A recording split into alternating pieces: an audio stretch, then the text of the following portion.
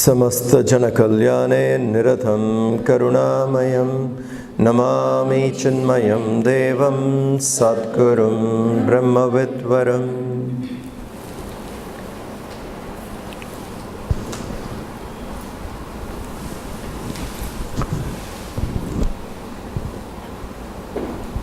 A faith which is very, very ancient. Imagine Hindu culture, how many centuries old, how many thousands of years old. Naturally, when something has traveled that far,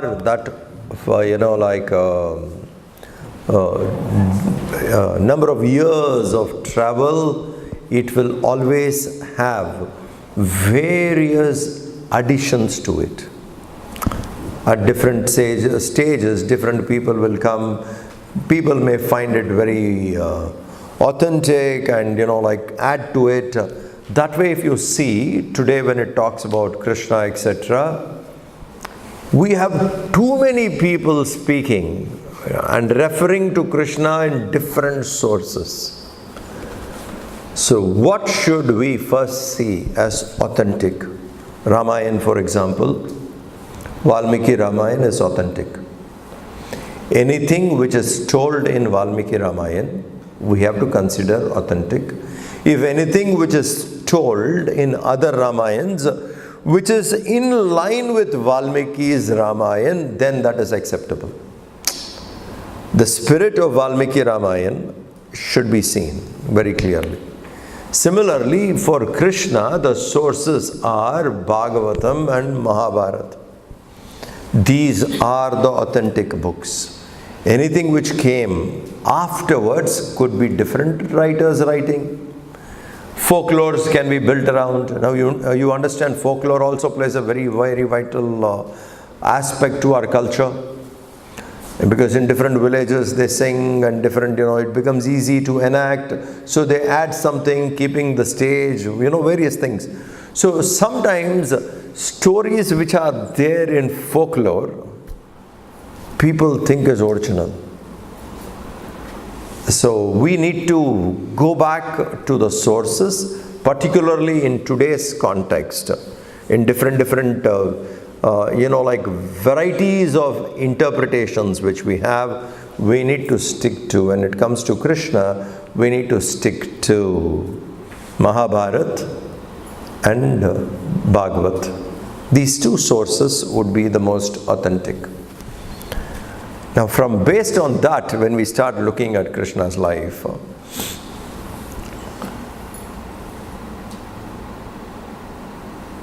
he had one of the most difficult lives,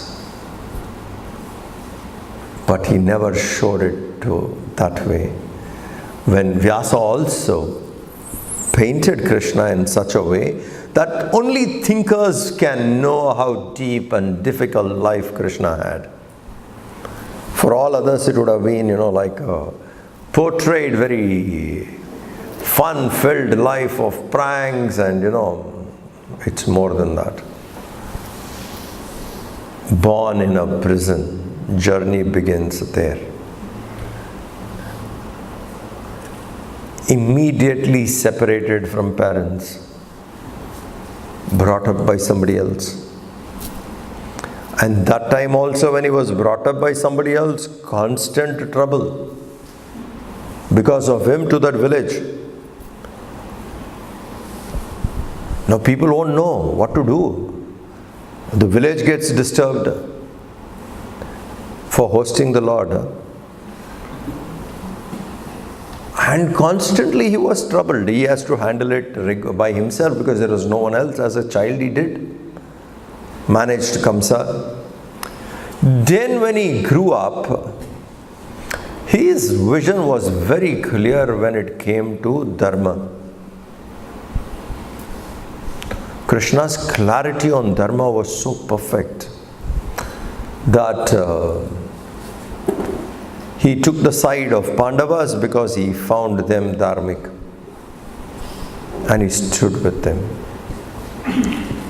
There was no need for him to go into the forest and be with the Pandavas. He is going to gain nothing, but he stayed with them whenever possible.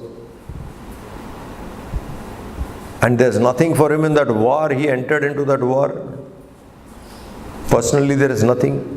But these things you have to bring back Dharma. He was very clear, because that is the meaning, purpose of his life is Dharma should be balanced so that people have harmony and people grow correctly. So he committed to something like that all his life and worked for it. So in Krishna's life, if you see from Vyasa's perception, Vyasa's idea of a perfect sthita prajna. Who is a sthita prajna? Whatever Vyasa felt, he could see that in Krishna, and Vyasa could write it correctly. Described man of perfection so well. There are certain incidents about Krishna which needs depth to understand. The standpoint he takes to explain.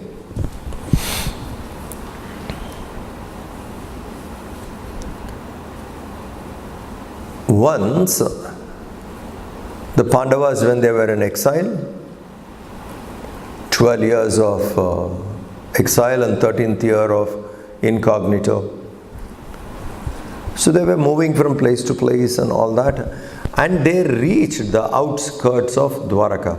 They were staying there, outskirts of Dwaraka. And someone or other suspected it could be Yudhishthir, there are 4-5 of them are there, and Draupadi. So they recognized it must be them. So they went there to see, and they found Yudhishthir lying down on the floor, and people were very upset. So some of them said, this is not possible. For a person following Dharma, if he has to suffer like this is not okay. It is not correct. Nobody will practice Dharma. That for being honest, for being righteousness, this is what you have to go through. So they were very upset, and they said, Duryodhana must be taught a lesson. Yudhishthir said he won't fight, but we can fight. We'll take it up on Duryodhana. Let's take this up and all that. So when this whole thing was going on, Krishna was quiet. He was very quiet. So they asked him, why are you silent? He said, you ask Yudhishthir. You are giving a suggestion that we will fight Duryodhana, that Krishna need not, Yudhishthir need not fight, but we can fight. And so they took it up. And they asked, Krishna said, ask him, he'll tell you. So Yudhishthir said, what I spoke to Duryodhana, what Duryodhana spoke to me, we both know what it is. You may interpret it differently, but this is what I meant. I have to go through it. What I meant, So my words can be interpreted differently by different people, but please keep away. This is what I meant. Now, Krishna knew it all the way. And that's why he also did not take a stand. He allowed, go. And when it came to question of Dharma, here is a place where when everybody was angry and they want to take action, at that time you could have finished. But that won't be fair, because he said, no, that is not Dharma. So he did not budge from Dharma at all times, be it when it came to killing Drona, be it when it came to killing Karna, be it when it came to giving suggestion to Yudhishthir how to topple Bhishma. Krishna did not move away from Dharma. Now these are challenging, every time when people have to write, they'll pick up these stories of Krishna saying, what he did is not fair, what he did is not correct. He was very clear about what is Dharma. Can Bhishma enter a war with a boon? by which he can only kill himself. He can decide when to die. Now, on a war, can you enter like that? With a boon like that? Now, what happens? Nobody can fight. You have entered a war and nobody else can fight that war. Because the most powerful warrior, you have enough boons, you have Brahmastra, you have all kinds of weapons which can be mass destruction, and you have this boon that you can decide to die when you want to die. I said, this is not correct. So he took a stand. Yes, if we have to do something about Bhishma, he sends Yudhishthir. He sends Yudhishthir, go return Bhishma's boon. Bhishma blesses Yudhishthir, gives a blessing, may you be victorious. So Krishna says, go return it back. So Yudhishthir will go and say, I have come here to return back the boon, the blessing what you have given. So Bhishma is too smart. First question, who sent you here? Tell me, who sent you here? Who? So Krishna. Go tell him. So then he asks him, why? Why you want to return this blessing? I gave you, may you be victorious, which I did not even give it to Duryodhana, and I gave it to you. Why you want to return it? I'll say, as long as this war has to go on, you are there, and we cannot win, because you are there, and definitely we can't win this war, so we want to return the blessing so that your word doesn't go wrong. This is what Krishna will tell. Go tell him. So he'll ask, who sent you? Then he'll find out. Then he'll say, go tell that man in Kuru dynasty, when we give something, we don't take it back. Not me, definitely. Go tell him. Then how are we going to go ahead with this war? He'll say, you bring a woman, my principles will not allow me to fight. The rules of those days was that. So my principles will not that, women did not fight wars. Kaikeyi fought war. You understand, Ramayana, Kaikeyi fought war for Dasharatha. It's not that every other queen learned, but in this war they made a pact. Very clear that men to men the fight would happen, and Bhishma said, bring a woman, I won't fight. But how can we bring a woman into the war when we have signed the pact that women and children will not take part in this war? So go ask him. Who sent you? He will tell you, go ask him. He did not answer. He said, go ask him. Now, my point here is how well informed Krishna was.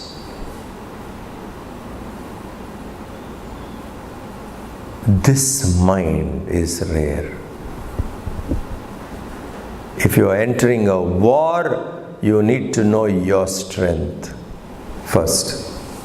Your team's strength first. Pandava's strength first. First know it. Then you need to know the enemy's strength. Complete details.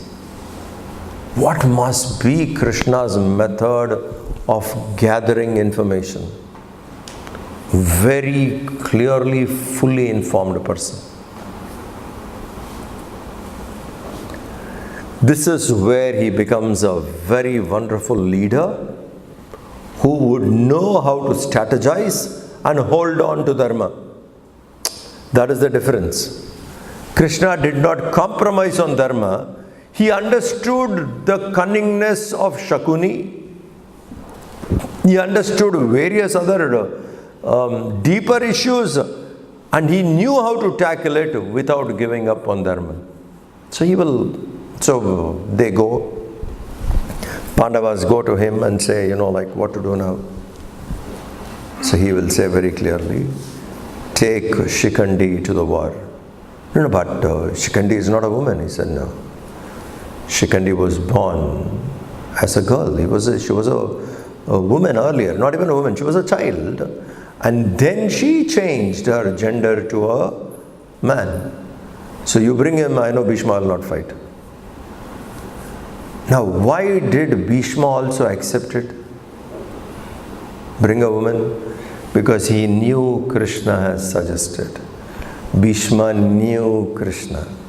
He said, if this man is calling me to wind up, I should wind up. He has lived too long. So he'll say, if I have to, that Krishna's call for me to wind up, let me wind up. So it's my time to go. So he accepts. So now, when it comes to something like this, how do you tackle Bhishma? Krishna alone had solutions.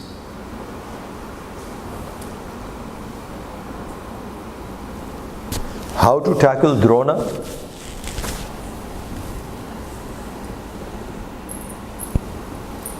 How to tackle Drona, who has never lost a war?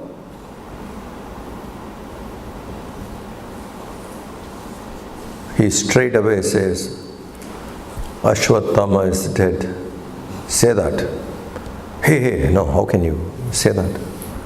Yudhishthira did not want. He said, no, this is incorrect. Please don't do it. I can't say that. He said, that elephant is Ashwatthama. You say, Bhishma. He looks at Bhima. Bhima kills the elephant. Immediately Bhima understood. Bhima comes out screaming, Ashwatthama is dead. Ashwatthama is dead. Drona did not believe a word of it. This guy, they must be using a war trick or something. Strategy. He did not believe a word. Then he will look at Yudhishthira and say, you tell me, is Ashwatthama dead? Now Yudhishthira has to tell, completely under pressure. And Krishna himself sitting there. So Yudhishthira has to say, yeah, Ashwatthama is dead. I do not know if it is a man or an elephant. Man or an elephant, when he was to say that, Krishna took the conch and he blew. Bhima took the conch and he blew. That sentence was not heard. He did straight. Now, do you think this is dharmic? Do you say this is dharmic? How? How is this dharmic? Huh? In the name of a greater good, a lie can be told. In the name of a greater good, a lie can be told. A lie is told, but who is the victim of that lie? What is his punishment? Why Drona should suffer for it? A lie can be told for a greater good. Okay, we go by it. Because he was on the side of the bad. Adharma. Huh? Yeah, but I mean, technically it is not a lie, right? Technically in the court, judiciary, you can argue it. The intention was a lie. Yudhishthira was very clear. That's why I told you the first one. He said, when I spoke to Duryodhana, what Duryodhana asked for 12 years and 1 year incognito, we both know what it meant. What he told us to live. They want to offer them to stay in the palace and various other comforts. But he said, I have accepted this, I will go through this. My intention. So your intention is also the same. You know, like...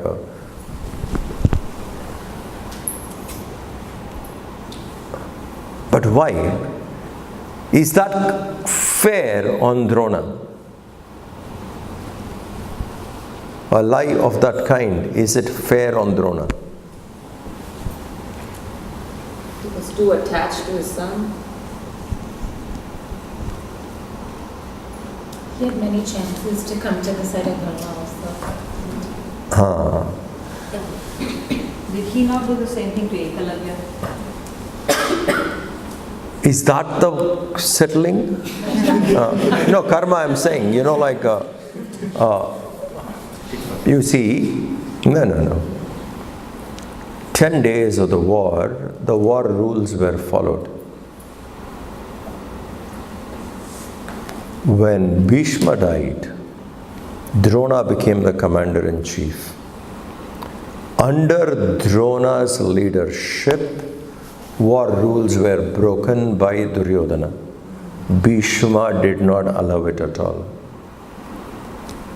Bhishma knew Duryodhana well. He made sure that Duryodhana doesn't do it. But under Drona's leadership, war rules were broken.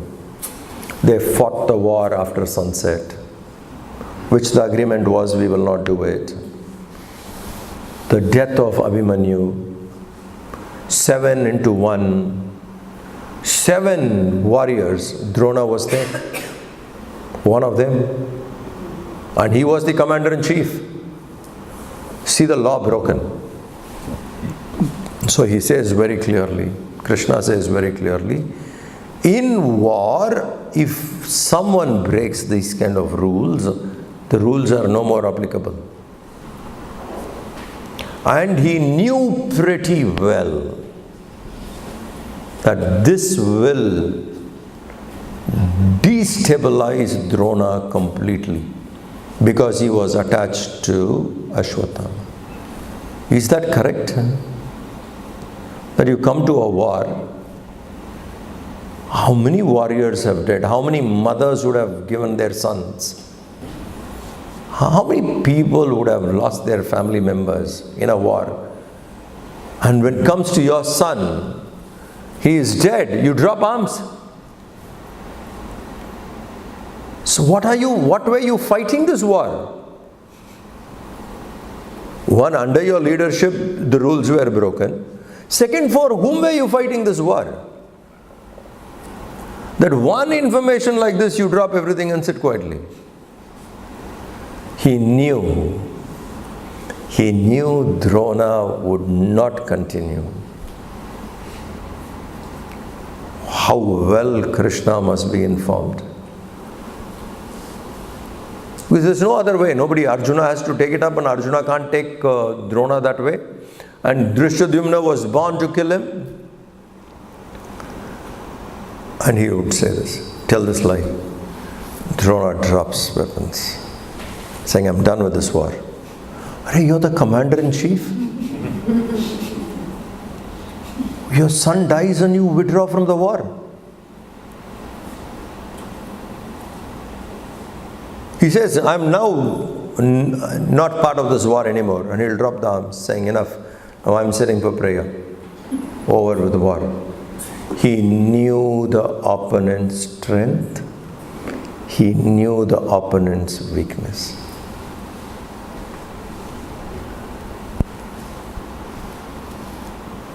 And when Kauravas were breaking the laws, when they were breaking the war codes, Krishna would have felt they are destroying themselves now. Because we have set a kind of an agreement, and by word and by intention, what is the agreement? Here are the people breaking. So he was so well informed, that's how he gets Drona out of the way. So when you see strategic, Krishna's strategy comes on keeping himself completely informed, well informed on all topics. This is important. If we have bigger responsibilities, when we have a larger role to play, we must be well informed. Leadership. When we have very small role, beyond my family, I'm not going to think of anything. But then it is okay. Otherwise, one must be very well informed. I remember this was in Mumbai. I was studying in Sandipani that time, and Gurudev had talks in Mulund, one place in Bombay. His yajna was there, so we as brahmacharis, we will go in the evening to attend his talks, come back. So we were all sitting, and there was one cultural program, someone was doing it, and Swamiji was sitting. One person came, gave a cover, quite thick, he gave it to him. So Swamiji asked, Gurudev asked, what is this? He said, Swamiji, the new economic policy which the government has made. I have summarized it. He was sitting like this. You know the way in which he came forward. Gurudev came forward and the way in which he took, saying, thank you, thank you. A responsible leader should keep himself or herself well informed. This is something which we could see as a leader. Krishna was so very well informed about everybody. Only then you can fight a war on everyone. And we also have to see his level of detachment. When Drona set a trap of Padmavu to capture Yudhishthir, make Yudhishthir a slave, that's all Drona wanted. Duryodhana said, bring Yudhishthir to me, I want only that. Make him a slave. You arrest him today, war ends. So Drona was very clear about it, and Drona said, take Arjuna away. As long as Arjuna is there, I can't do it. You take Arjuna far away so that I can go into Pandava's camp. Otherwise, if Arjuna is on the defense, going inside would not be possible because I can't penetrate, he would stop me. So they strategized the whole thing to take Arjuna away. Two very ordinary kings will come and challenge him. And Bhima will tell, don't waste your time on those guys. Krishna would suggest, Arjuna, it's not worth it, taking up this challenge. No, they are questioning me. They are questioning me as a Kshatriya. They have challenged and I have to respond. If I don't respond, it is an insult. He said, there are times to think, but Arjuna was very stubborn in saying, I'll take this challenge up. Krishna followed him. And that costed Abhimanyu. And who is Abhimanyu? Arjuna's son, Krishna's nephew, Subhadra's son. He did not interfere. Now imagine going out and doing what you have to do, but does not interfere into karma. What has to happen will happen, leave it. We need to take it up. This was to come, take it up. He followed. So when we see, like multi-personal factors, his leadership, his skill, his respect for karma, law of karma, and his understanding of Dharma, he was perfect. That's why we see him as a complete avatar. It needs a lot of study to admire him. In small issues, we can see how Krishna was and how he responded, what he did. It's really fascinating that way. And it could be, that's why I said these two are the sources. If we can make, like a complete, like a book on statesmanship.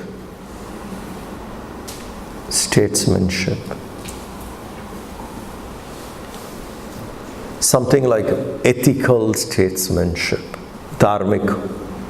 Krishna would be the best example. What it is to be a king, what it is to do, and when it came to war,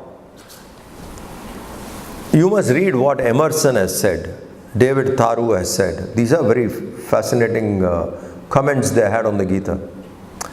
They said when we were reading this Mahabharata, they must have read the condensed version, And when it came to this point, Arjuna falling psychologically was expected. Because Dhritarashtra made sure that Sanjaya goes and says, so any good thinking person would read it and felt, a trap was set and Arjuna was falling, Arjuna fell for it. David Tharu says, what surprised us is, from that fall, someone can recover. That surprised. Fall is natural. When you read something, you can understand this guy will fall. But having fallen to something like what Arjuna did, from there to bring him back is the twist which they could not accept. Could not believe something like that can happen. Now, Krishna, a person like him, brings that Arjuna back. Imagine your main player.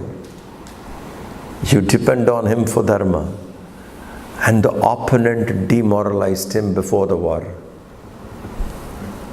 Your main player is gone, even before the war could start.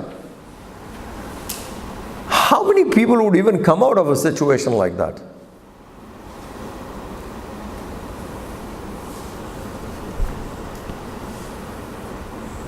And he could bring it back, because he was very clear, this needs to be done. Dharma has to be established, and he came for it and made sure that was done.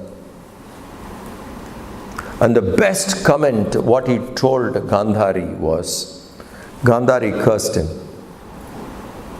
Gandhari cursed him saying, your clan will die in front of you, like my children got killed. You are the only one who had the power to stop this. You did not stop. We know who you are. We know what is your strength. Gandhari knew that Krishna is an incarnation of the highest order. So she could not resist. In that anger, she curses. Your whole clan will die in front of you. How would one respond to this?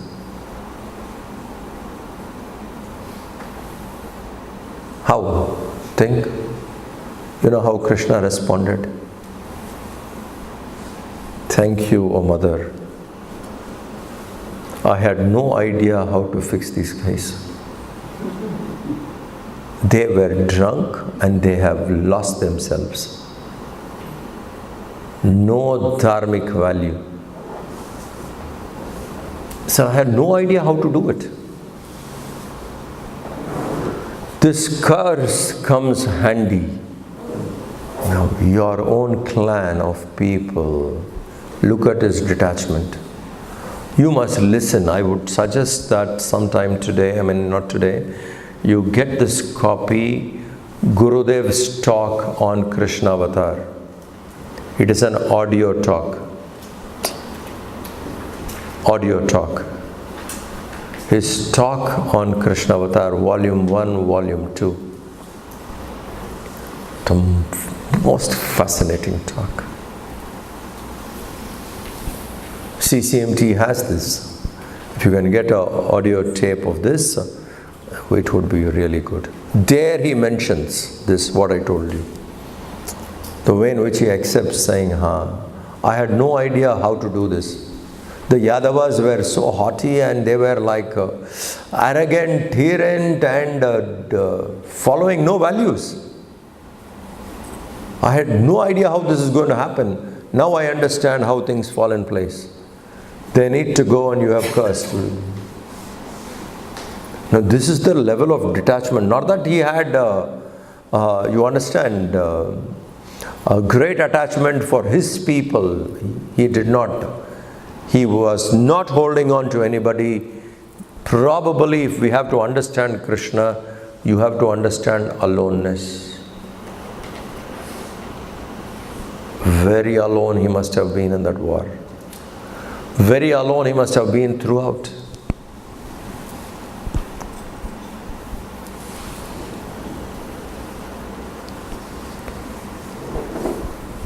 You have heard of this name, Barbarica?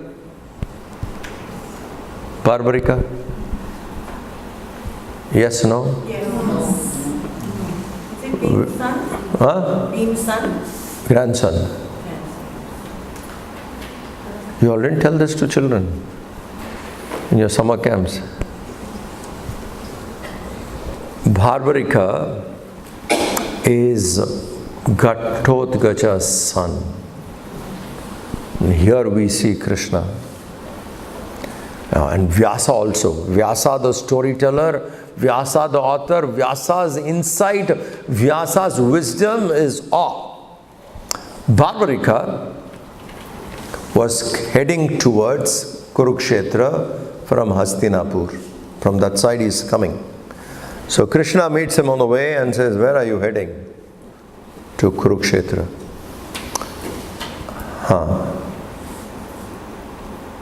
You want to take part in the war? Yes, I'll take part in the war.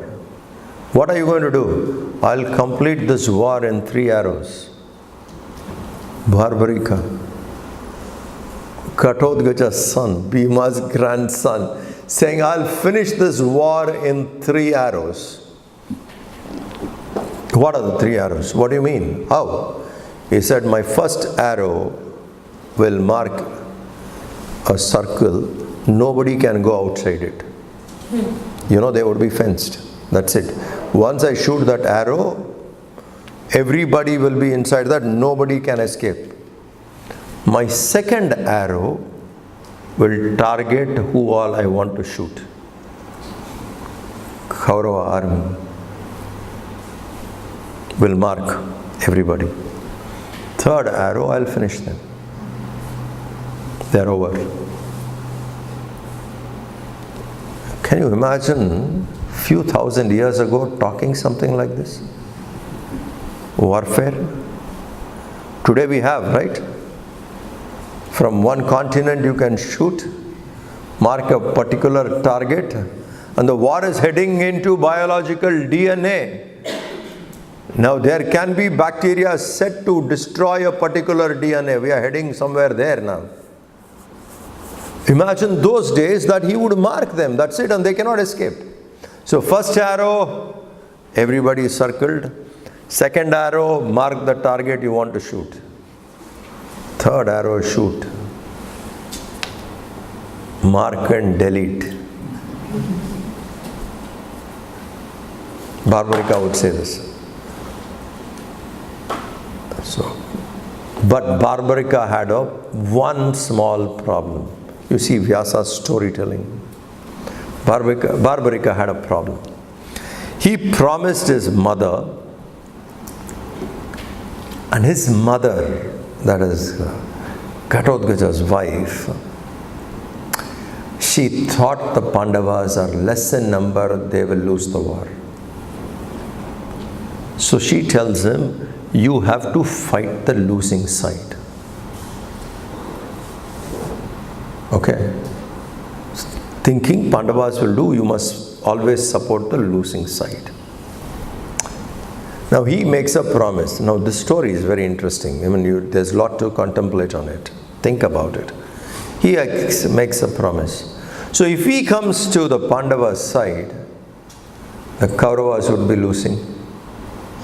He has to support the Kaurava side. So he will shift this side. Pandavas would be losing. You come to Pandavas side, Kauravas would be losing. The war is not going to end. Imagine this. So Krishna says this person should be killed. And he'll kill Barbarika. Krishna kills Barbarika. And Barbarika will ask her, my last wish, I want to see this war, but you destroyed me. I would like to see this war. So they'll say, no worry, I'll give you that gift, you can witness this war. So his head would be placed in one of the mountains of Kurukshetra, and from that hill he would be watching the whole war. Okay. See the story. When this whole thing goes on, when everybody is over, war is over and all that, people will be asking, who was the best warrior? Who fought this war? Who was the best warrior? So no idea, so they will finally ask Barbarika, who was witnessing the whole war. So they'll ask him, you saw this war? The head alone, He says, I saw this war. Who fought? Who is the best warrior? I saw only one, and that was Krishna. I did not see anybody else. Barbarika saying, I saw only one person fighting this war. You may call them Kauravas, you may call them Pandavas, but I only saw one person fighting this war. When a person gets killed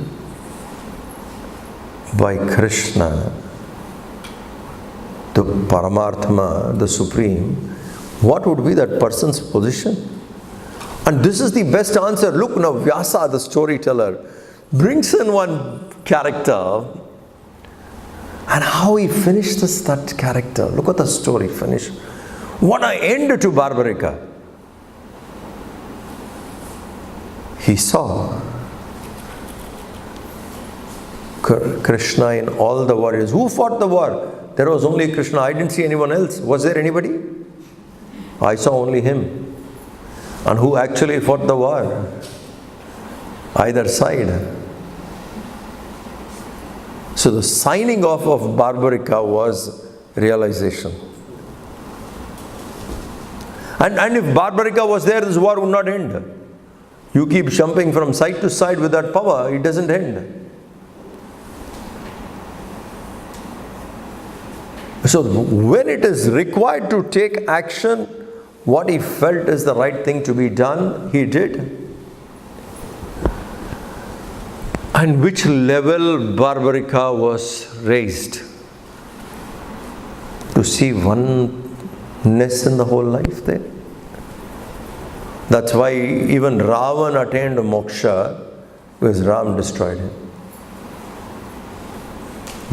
Who is doing it? So it's very clearly said, Ravan attained moksha, because the person who destroyed him was Ram. So when you die in a cause like this, where the Lord himself is directly involved, what do you think that would be? But the point here was, Krishna was very, very clear. So wherever, I would go back to what I was telling you earlier, wherever you find, hey, this is not fair on Krishna, what he did is not correct, take that issue, try and see how it can be correct. Not because you have respect for Krishna, not because you admire him as God, not because of that. You have to see how the author of Ramayana or Mahabharata made sure that the divine who has manifested, in Ramayana it is Ram, in Mahabharata it is Krishna, how the divine who has manifested cannot be wrong. If these can be wrong, why do they write it? Why do they write to... And when you call, when Valmiki admires Rama, he says, this is the perfect human being. When Vyasa looks at Krishna as the Sthita Prajna, they can never be wrong. And if they found something is not correct, they would have removed it. The fact that it is there, and it is performed by the divine, it can't be wrong. If we can arrive on all such things, then our understanding of Dharma would be deep. So in a simple way, if you want to understand Dharma, when you play treasure hunt, right? You get a clue and you go there, and then this is where you will find treasure. If you find anything controversial, pick that issue and see it right. Dharma is understood. Analyze it, debate it out, and take the front and back issues.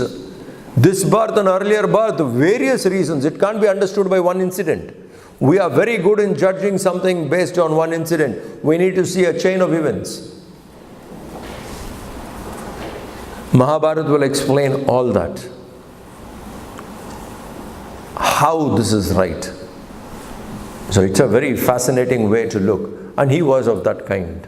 Whether it is Barbarica, whether he has to handle Ashwatthama, Drona or Bhishma, he was very, very clear about what he was doing.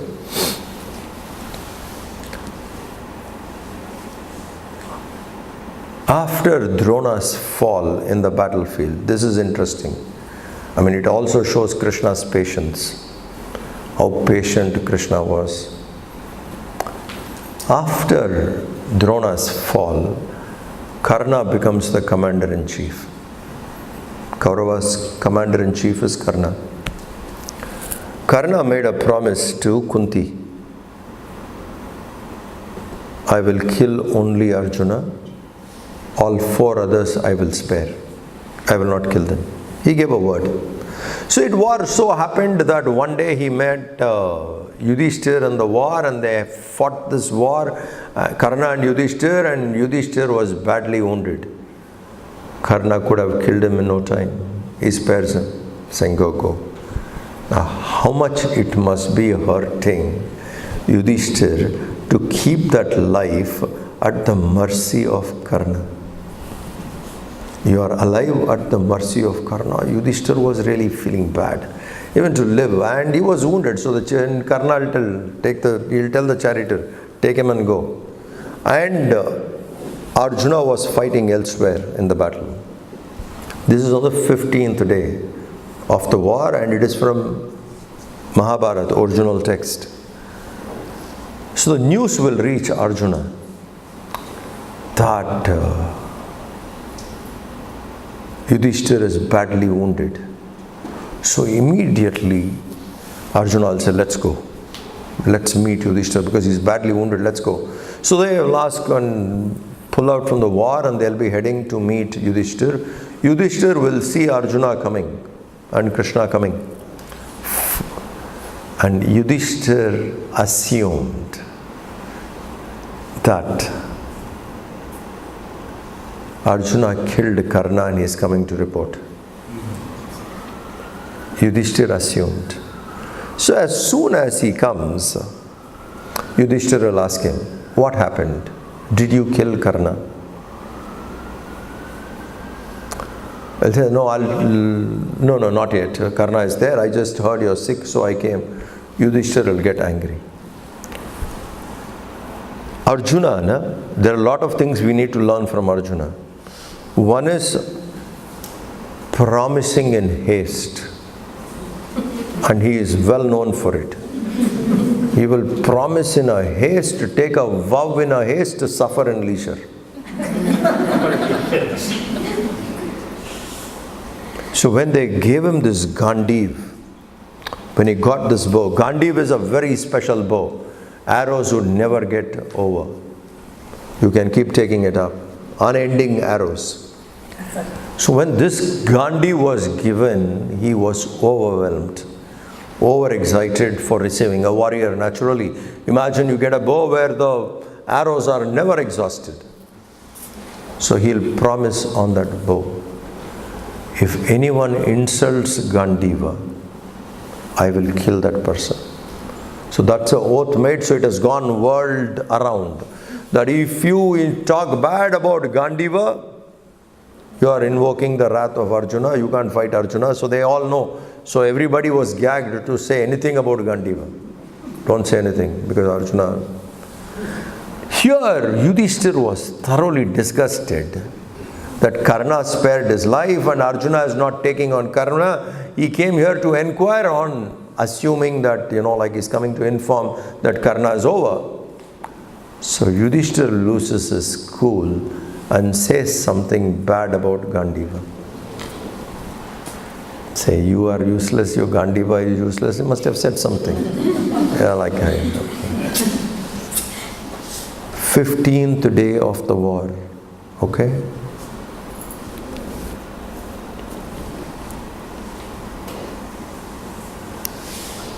Now what to do? What is Arjuna's oath?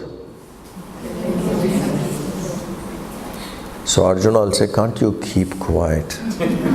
You know that. Now look at what situation we have landed. Bhishma gone. Drona gone. Jayadratha gone. These are the guys who had various other, supports to stay in the war. Jayadratha had a boon that whoever kills him, he would die first. Things like that. So to handle everywhere, Krishna interfered. Now all these people are removed. And Arjuna and Yudhishthir has a problem. Because Yudhishthira spoke about bad about Gandiva. So Arjuna will say, "Whoa.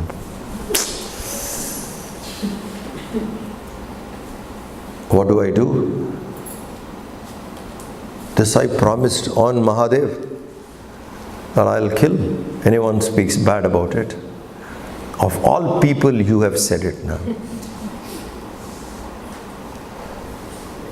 Yudhishthira had no idea how the turn of events would be. He is looking at Krishna now. What is this? What must be Krishna's feeling? Bunch of jokers. I am amidst this bunch of jokers, be it Pandavas or Kauravas. What are these kinds? What kind of people these are? On the 15th day, Arjuna is now going to kill Yudhishthira. And Arjuna also was disturbed. Now, but I made a vow. What can I do? Krishna steps in, tells, listen, there is one solution. What? You can incur the sin of killing a good person without actually killing. But the sin is equal to that. What? How? Yes, there is one method. Which the sin is equal to killing a good person, but you don't have to kill him. But this sin, the sin which you incur is equal to that. What? Speak bad about a good person, that is equal to incurring the sin of killing a good person.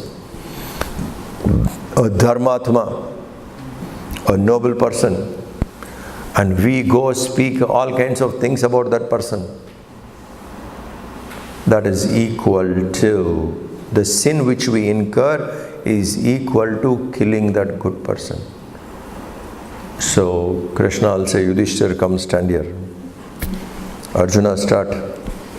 Say all kinds of things about Yudhishthira, go ahead. And Arjuna would start all kinds of verbal abuses on Yudhishthira, you gambler, this and that, all kinds. And now, immediately Krishna will say, now stop, you have killed him. You have actually killed him. With your words, you have killed him and you have incurred that sin. So, okay. So everybody will thought the issue is sorted. Arjuna will say, no. You think I deserve to live after speaking this much about him?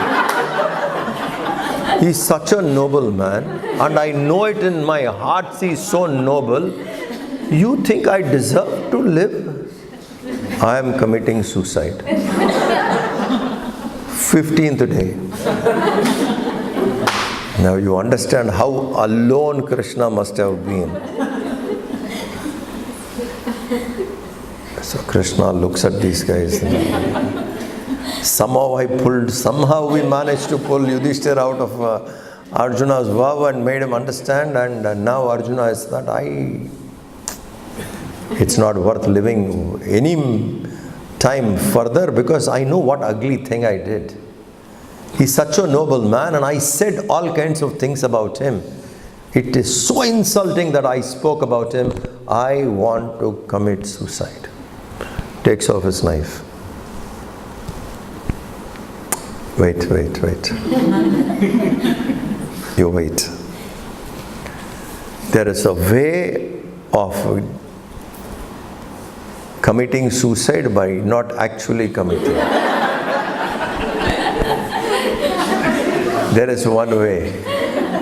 This will save you, but it will be as insulting as committing suicide. Okay? It is equal to that. But it is not suicide, but it is equal to, it is equal to that. What is that? We'll say, in the companionship of noble people, brag about yourself.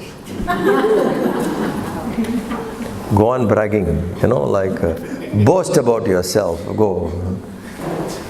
So when we meet a noble person and when we go on bragging about ourselves, according to Krishna's standard, that is suicide. So let us be very careful. In front of whom we brag about ourselves, etc., we should be very careful. So Yudhishthira will be there, Krishna is there. Nothing happened, now he said, okay, finished. You have committed suicide. This is as insulting as that. That you, in front of noble people, we should be humble. We should be respectful. We should know what to learn from them and follow. Not go and glorify ourselves. Imagine doing that. Person like Gurudev is around, and suppose we go and say, Swamiji, I did Bhagavad Gita Yajna, and this verse I explained like this, and this verse I said, in front of whom? In front of noble people, being silent, listening to what they say, all humility is important. There we can't go on bragging. So he says, do this, and that is equal to suicide. So Arjuna would brag, matter sorted out, and say, no, let's go for war, and next day Karna gets killed. Can you imagine turn of events like this on the 15th day of war? This is from the original text I'm talking about.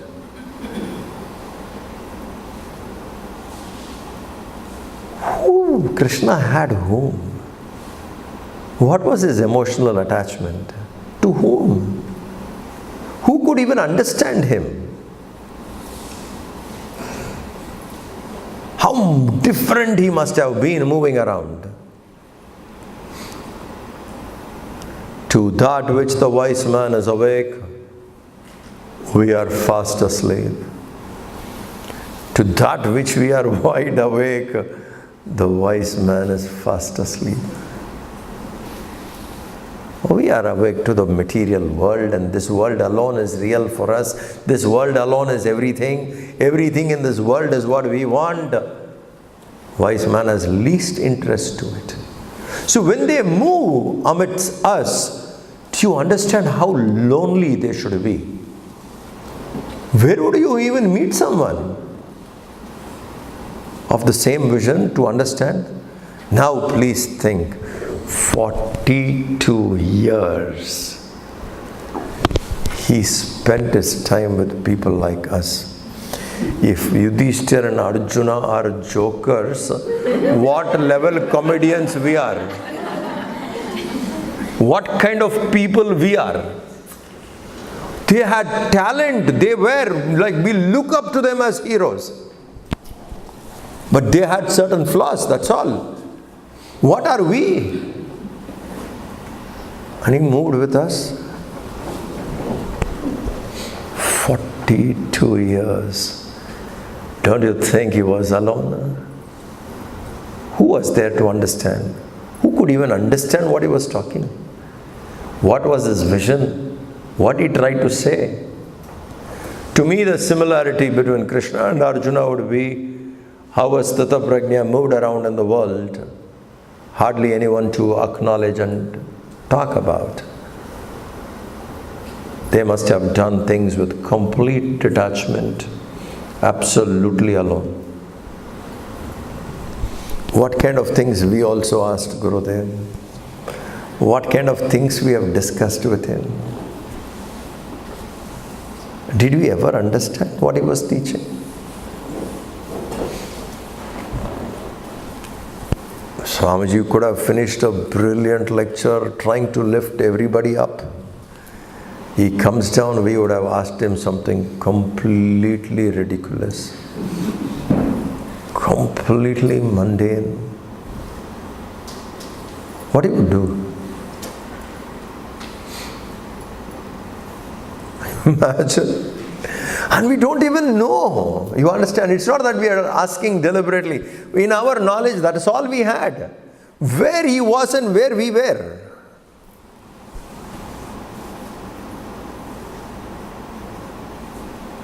I have seen one cultural show when we were studying in Sandipani. There was a camp, Yuva Kendra camp. We were all studying that time. And the Yuva Kendra members performed a show. Something coming in line with what Sita would have done. Modern day Sita. Something like that. Our own children, thinking that is witty, made a presentation. He saw it. Then he called the leader of the group and he told them, he said, if our people are going to ridicule our own content, do you expect someone else would respect? Don't you know where the humor should draw a line on humor? Sita is seen as an epitome of Hindu woman. How do you make mock of it? He sat through it. Now, what is his vision? Even this much common sense we did not have. We thought it is wit. How alone he must have been. How many of us understood? Yet he was compassionate. Yet he was so patient. Knew it so well. All this will take time. In time they will grow. Because you took up a work like this. If we are talking about tolerance, he had the highest level of tolerance towards us. Because we couldn't even understand. And yet, this investment will not go waste. Someday it will grow. And he was not around to see it when it was growing. So, wise man living amidst us, very alone life that is. How many even could even understand? At every moment we would not even understand what it was. How he operates. I'll give you one example.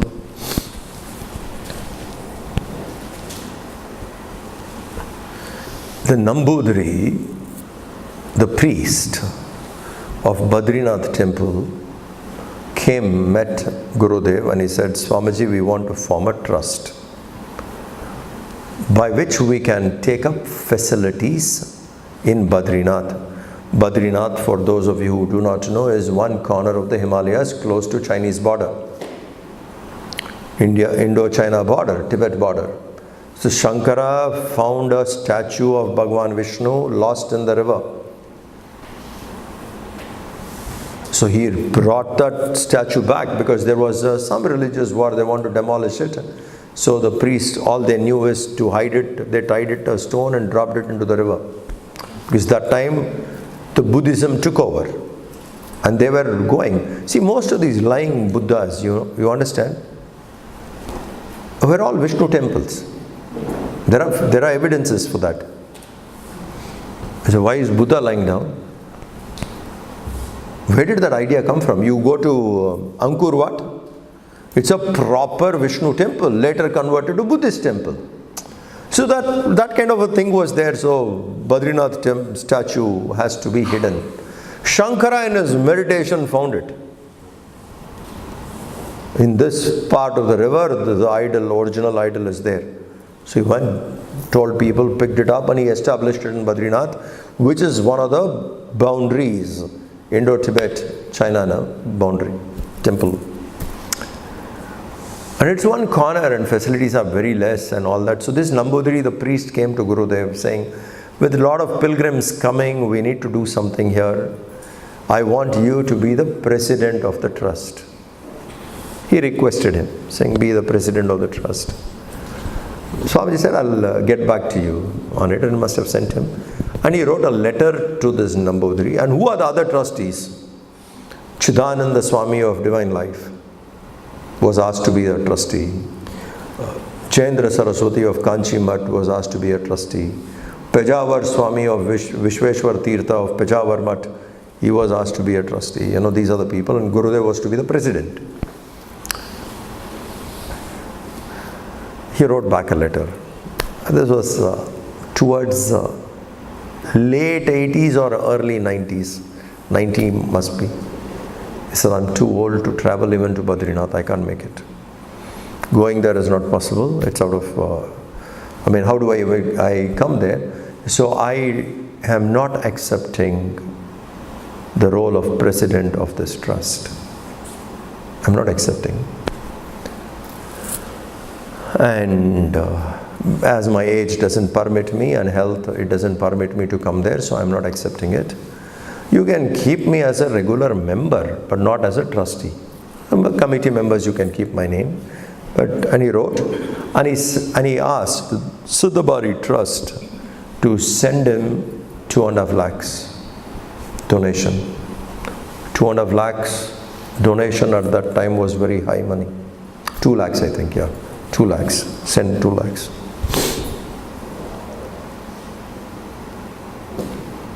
The person in charge of the trust, the Swami and the committee member said there was some mistake.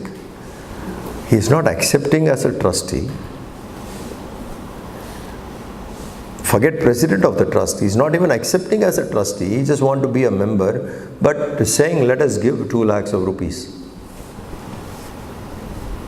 2 lakhs of rupees 30 years back, 28 years back was, a lot of money. So he said, why? Is there something wrong? Let's clarify. Saying, because Gurudev said that. So in the letter when they have to attach the check, they said, is there something wrong? So these people go to Gurudev saying, Swamiji, are you accepting as a trustee or are you not accepting? Because the check is very heavy, 2 lakhs you're giving. He tells them, sit down. If a member who's not a trustee is giving 2 lakhs for that cause, how much do you think the trustees who have accepted to be has to give? How much do you think they have to give? We need the temple there. We need the facilities in Badrinath. We, the Hindu community, needs it. Because you go all the way, it is required. We need it. Give. Now, people who are with him could not understand. That since he explained, we understood. Otherwise, we could not understand. We thought that was a mistake. What kind of a vision he had?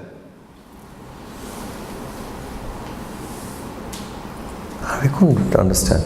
How much alone they must have worked with people who really can't even get a glimpse of what these masters were. Okay, we will stop now.